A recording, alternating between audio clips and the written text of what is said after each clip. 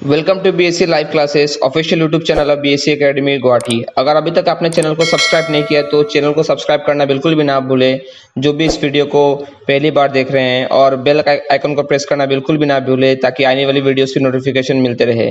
तो ये वीडियो कोई टॉपिक वाइज वीडियो नहीं है, इसमें मैं डिस्कस करूंगा perfect strategy and planning so that how you can crack SBI clerk in first attempt. Okay, तो आपसे रिक्वेस्ट ये है कि आप वीडियो को स्टार्टिंग से लेकर एंड तक जरूर दिखें। इसमें मैंने बहुत सारे मैं पॉइंट डिस्कस करूंगा कि आपका एक राइट प्लानिंग क्या होना चाहिए, किस तरह से आप टू दी पॉइंट स्ट्रेटजी के साथ आप पढ़े ताकि आपका फर्स्ट अटेम्प्ट में ही आपका एग्जाम जो है वो क्लियर हो जाए। ठीक है, तो जैसे कि बेसिकली मैंने यहाँ पे हेडिंग दिया हुआ है that is strategy and planning, strategy to crack SBI clerk in first attempt. चलिए तो मैं कुछ डिस्कस करता हूँ यहाँ पे।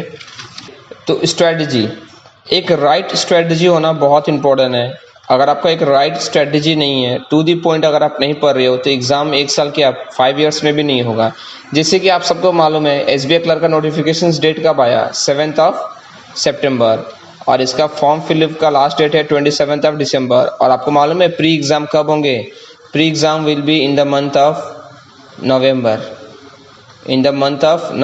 And in December or in January there will be mains।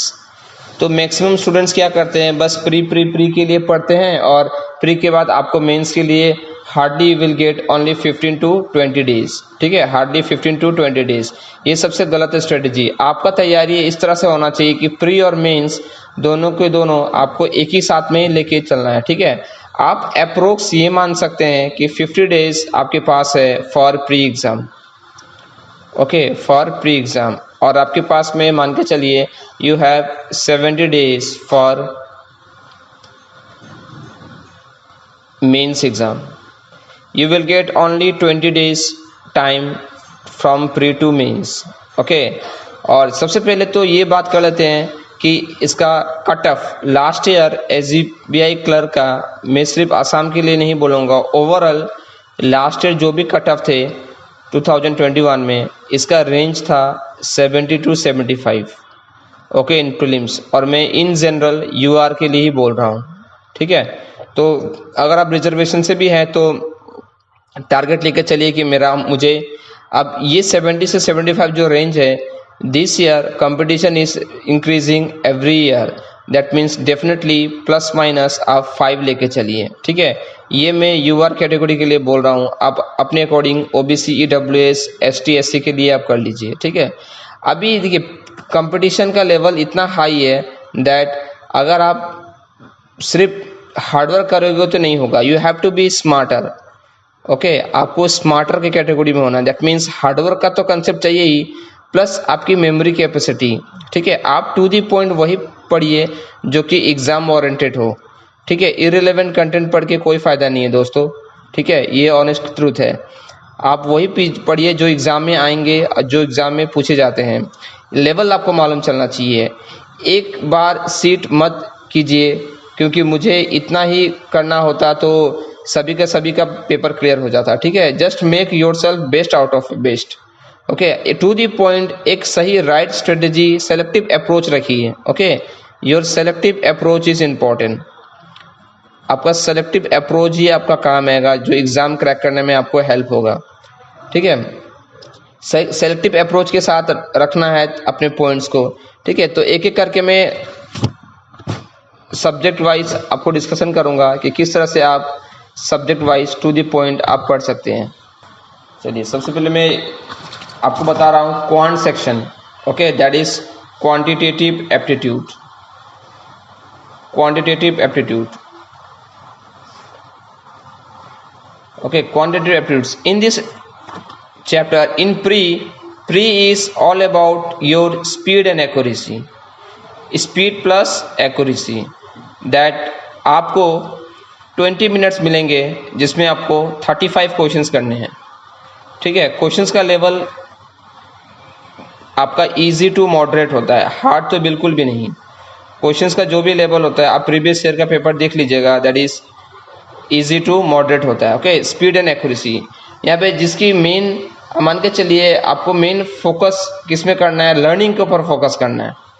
पहले स्पीड के ऊपर मत जाइए, learning plus concept building, okay, concept building और बेस्ट मेथड आपको सीखना है, that is best method to solve the questions with 100% accuracy, that is important.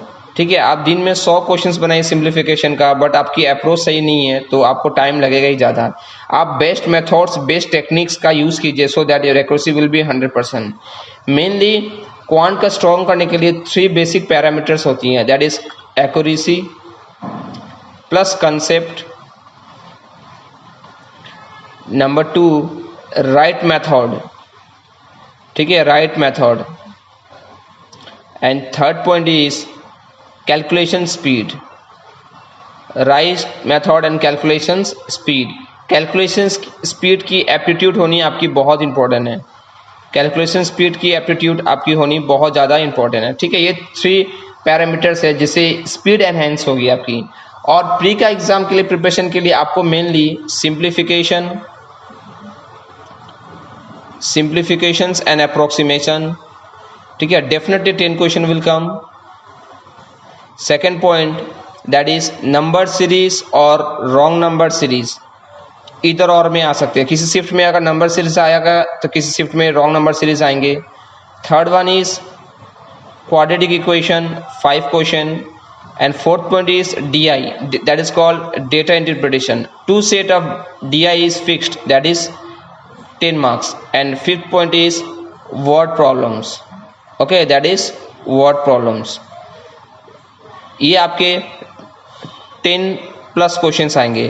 तो आपका स्ट्रेटजी ये होना चाहिए दोस्तों कि सबसे पहले फर्स्ट प्रायोरिटी आप देंगे, ये अटेंड करेंगे, this one second, this one third, this one fourth. जब आपके पास में टाइम रहेगा तभी आप वर्ड प्रॉब्लम में आएंगे। ठीक है, तो अगर आपका स्पीड अच्छा है तभी आप सिंप्लीफिकेशंस, नंबर सीरीज और क्वाड्रेटिक इक्वेशन से क्वेश्चन कम समय में सॉल्व कर सकते हैं। इसका टारगेट होना चाहिए आपका 7 मिनट्स। ये आपको सॉल्व करने हैं 10 क्वेश्चन 6 मिनट्स में। ठीक है, ये करने हैं आपके 6 मिनट्स में, और बचे हुए 7 6 13 बचे हुए 7 मिनट्स में आप ये 10 क्वेश्चन करेंगे। दैट मीन्स 7 6 7 20 मिनट्स आपका परफेक्ट स्ट्रेटजी होना चाहिए 35 क्वेश्चंस करने के लिए। मैं खुद 4 टाइम्स 35 आउट ऑफ 35 मैंने स्कोर किया है। ठीक है, तो ये strategy one of the genuine है और डेफिनेटली ये आपकी वर्क करेगी। तो ये था क्वांटिटेटिव एप्टीट्यूड्स के लिए बेहतरीन आपके टेक्निक्स। आप ये फॉलो कीजिए, डेफिनेटली आपकी सफलता आपके कदम चूमेगी। चलिए अब मैं बता रहा हूँ आपको रीजनिंग के लिए। चलिए अब मैं बता रहा हूँ आपको रीजनिंग के लिए। In reasoning there will be same that 20 questions you have to attempt in 20 minutes you have. मैं थोड़ा सा यहाँ पे इरेज कर दे रहा हूँ। That is 20 minutes you have and you have to solve 35 questions. 25 questions in 35 question. And this 35, number 1, आपके जितने भी मिसलेनियस टॉपिक होते हैं, इसमें आपकी स्पीड बहुत मैटर करती है। Speed matters a lot. Speed in the sense जैसे कि छोटे छोटे टॉपिक होते हैं, alpha numeric series, number 2 is Celox, number 3 is direction and distance, number 4 point is blood relation, that is blood relation, okay, and fifth point is inequality, sixth part is coding decoding, and seventh part is pair formation, that is pair formation. ये आपके miscellaneous topic होते हैं। ठीक है, ये आपको minimum time में खत्म करना है। That means max to max you will take 10 minutes और definitely 15 marks will be covered from this topic and rest puzzles and seating arrangement. ठीक है, अगर आप इससे दूर भागोगे पजल्स एंड सीटिंग अरेंजमेंट से, then it's very impossible to crack banking examination because nowadays 20 marks questions are coming from this puzzles and setting arrangement and this you have to solve in 10 minutes. आपको definitely 4 puzzle solve करने होंगे, या फिर किसी shift में 4 या किसी shift में 3 पजल्स भी पूछ रहे हैं, ठीक है। तो एक पजल्स आपको मिनिमम 2.5 मिनट्स में सॉल्व करने होंगे दोस्तों। इसलिए मैं बोल रहा हूँ, अगर इसमें आप इसको रिड्यूस करके 10 मिनट्स की जगह में अगर आप इसको 8 मिनट्स में ख़त्म कर सकते हैं, ये सारे छोटे छोटे टॉपिक होते हैं, अल्फा न्यूमेरिक सीरीज, ठीक है, direction distance, blood relations, inequality, coding decoding, pair formation, ये सारे का सारे टॉपिक की अगर आप पढ़ना चाहते भी हो तो इसी चैनल में सारे बेसिक्स के वीडियो भी अवेलेबल है, ठीक है। वीडियो के एंड में जाके जरूर देख लीजिएगा, और हो सके तो मैं डिस्क्रिप्शन में भी लगा दूंगा। उसके बाद जितने भी आपके 3 और 4 पजल्स आएंगे शिफ्ट में, ये आपको खत्म करना है, ऑन टारगेट करना है 10 मिनट में, तभी जाके पॉसिबल होगा 20 मिनट्स में आप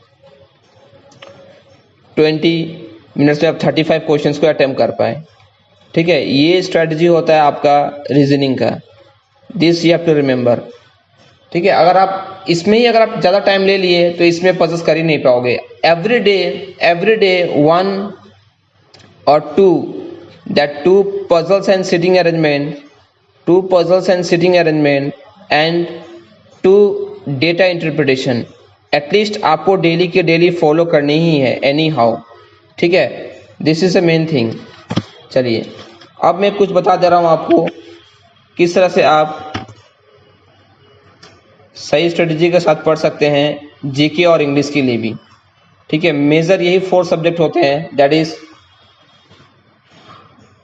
GK, in banking, in general mainly current affairs, ठीक है। करंट अफेयर्स आपको हार्डली पढ़ने हैं बस 4 मंथ्स के लिए, नॉट 6 मंथ। आप रिकॉल भी नहीं कर पाएंगे दोस्तों, 4 मंथ्स के कीजिए। सपोज आपका एग्जाम दिसंबर में है तो दिसंबर से पहले जुलाई, अगस्त, सितंबर, अक्टूबर, नवंबर, ठीक है। आप जुलाई को स्किप कर सकते हैं, ये 4 मंथ्स के करंट अफेयर्स सुपर इंपॉर्टेंट है। बट इन डिटेल्स वो वन लाइनर पढ़ के कोई फायदा नहीं है, वन लाइनर का दिन चले गए, इन डिटेल्स में आपको पढ़ना होगा। इसके साथ साथ प्लस आपको बैंकिंग टर्मिनोलॉजी का भी ध्यान रखना होगा, that is banking terminology is also asking nowadays, okay. This is the complete package. And third point is current affairs 1, banking terminology 2, and third point is static facts, okay. जैसे कि static facts जो भी है दोस्तों, ये आपके current affairs से related होते हैं। जैसे कि असम का कोई न्यूज़ है, ठीक है, तो असम का आप नेशनल पार्क पढ़ लीजिए, असम में कौन कौन से डैम्स है वो पढ़ लीजिए, कौन कौन से आपके रिवर कनेक्टेड है डैम से, असम का कैपिटल क्या है, कौन सा मिनिस्टर कब आए असम में। तो जितने भी करंट अफेयर्स ये आपके प्रीवियस 4 मंथ्स में हुए हैं, उसी के बेस में ही आपके स्टैटिक फैक्ट्स पूछे जाते हैं। तो ये था जीके के लिए। और इंग्लिश के लिए मैं ये आपको बोलूँगा कि आप reading is must, okay, reading is must, that is at least 30 minutes आप रीडिंग दीजिए इंग्लिश में। और कौन सा न्यूज़पेपर पढ़ना है, that is Indian express newspaper is one of the best. आप चाहे तो ऑनलाइन भी ले सकते हो या ऑफलाइन भी पढ़ सकते हो। और 1 आवर आप कुछ प्रैक्टिस कर लीजिए मिसलेनियस क्वेश्चंस, ठीक है, एक मॉक दे दीजिए या फिर मिसलेनियस कर लीजिए। और remember one thing, Saturday Sunday, जब तक आपका अभी तक किसी नोटिफिकेशन या टारगेट कर रहे हो, सैटरडे संडे आपको वीकली आपको 2 मॉक्स तो देने ही हैं, एनी हाउ वीकली 2 मॉक्स आपको देने ही हैं। जब आपके एग्जाम के बस आपके पास में 20 डेज लेफ्ट हैं और आपके सारे के सारे ऑल कंसेप्ट क्लियर, सारे के सारे आपके कंसेप्ट भी क्लियर हैं और सभी के सभी आपके ओनली 20 डेज लेफ्ट है, तब आपको डेली एक मॉक देना है, डेली 1 मॉक्स, ओके, डेली 1 मॉक्स, ठीक है, ये करना है। और आपका जो स्ट्रेटजी होना चाहिए, आप टारगेट कीजिए कि सुबह 10 बजे से लेकर 11 बजे तक मेरा इंग्लिश और जीके जो है वो ख़त्म हो जाना चाहिए, ठीक है। और आप फिर 12 से लेकर इवनिंग का 4 PM तक आपको पढ़ना चाहिए प्री लेवल का मैथ्स, रीजनिंग और इंग्लिश, तीनों का तीनों कॉम्बिनेशन साथ में कीजिए।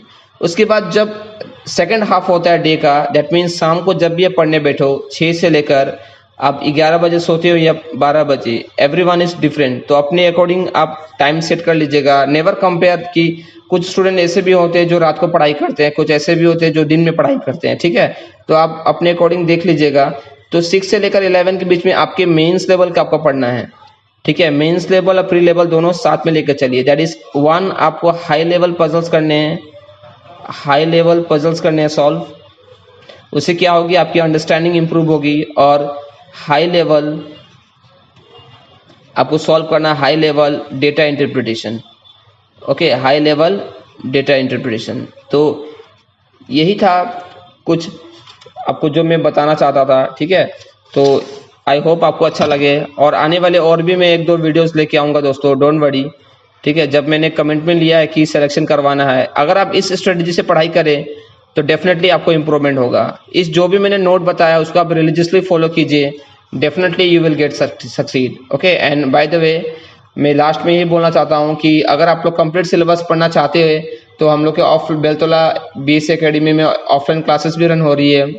आप इस वीडियो के नीचे जाके दी गई इन्फॉर्मेशन में जाके सारी क्लासरूम की जानकारी और एडमिशन्स भी एनरोल कर सकते हैं। अभी back to back exam season start है, तो एवरी वीक में न्यू बैचेस भी स्टार्ट हो रहे हैं, तो आप वहाँ पे जाके ऑनलाइन मोड के थ्रू भी और जाके वहाँ पे आप एकेडमी में हम लोग का इंस्टीट्यूट में जाके भी आप विजिट कर सकते हैं, ठीक है। तो आई होप आपको वीडियो अच्छा लगा हो तो प्लीज़ लाइक कीजिए और कमेंट भी कीजिए कि आपको आने वाली नेक्स्ट कौन सी टॉपिक में आपको वीडियो चाहिए, या कोई सब्जेक्ट रिलेटेड, या फिर कोई स्ट्रेटजी वीडियो, या फिर कुछ मोटिवेशनल वीडियो। तो लाइक करना बिल्कुल भी ना भूलें, ठीक है। बस आपसे ये एक छोटा सा ही रिक्वेस्ट है, लाइक कीजिए, शेयर कीजिए और कुछ कमेंट में भी लिख के दीजिए, ताकि मैं और भी ज़्यादा एनर्जेटिक होकर आपके लिए अच्छे से अच्छे कंटेंट और वीडियो लेके आऊँ, ठीक है। चलिए, मेरे तरफ से बहुत बड़े शुभकामनाएं है and best of luck. Okay, best of luck for all people you. Thank you everyone.